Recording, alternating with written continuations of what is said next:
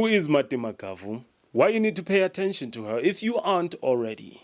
And what does the story have to tell us about why she might be en route to becoming one of the most influential gospel musicians in Southern Africa? Mmatema.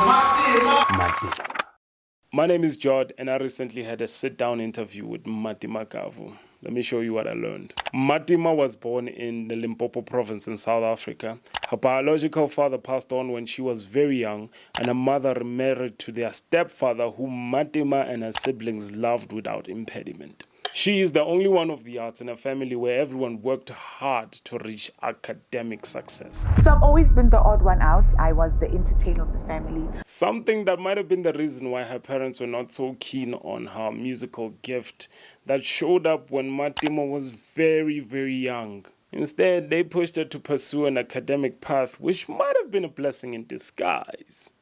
And that brings me to one of the qualities that I think might make Mmatema one of the most influential gospel musicians in Southern Africa, and that is persistence. Persistence.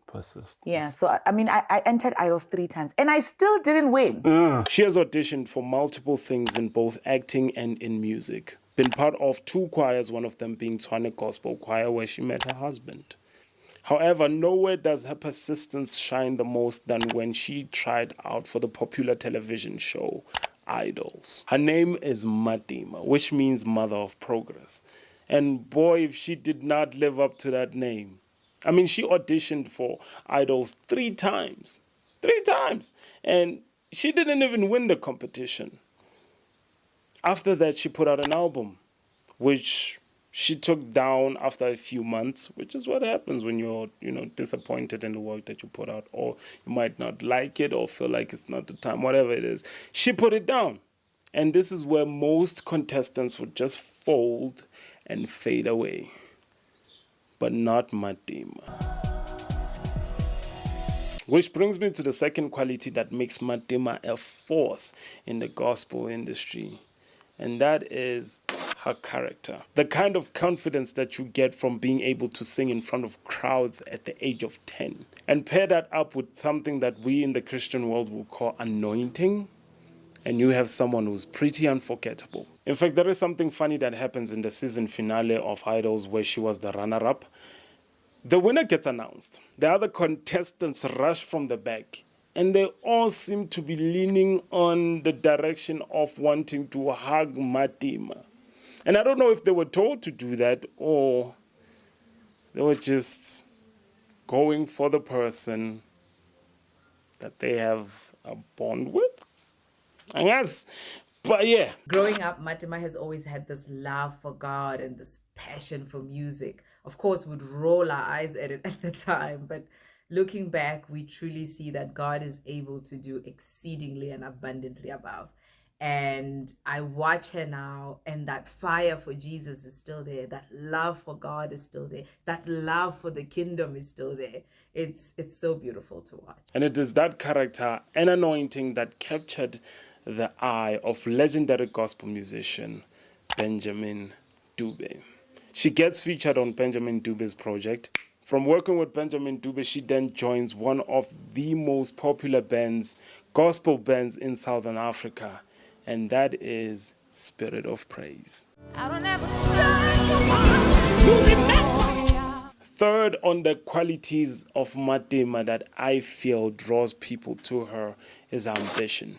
She works hard.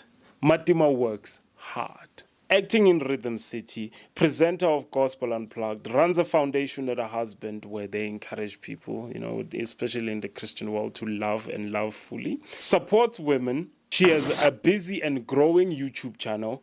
She MCs. She has a new album coming up, and she's raising 2 kids. With all this going on, she's definitely someone who gives her all towards this. She offers everything that she can, every skill, every idea. She puts it out there, and this is something that's admirable and makes her fans drawn to her. But one of the most vital and perhaps the most important quality of hers is her relationship with God. It's not gospel music that she's referencing because of Uma or because of I grew up in the church. But it's personal for her.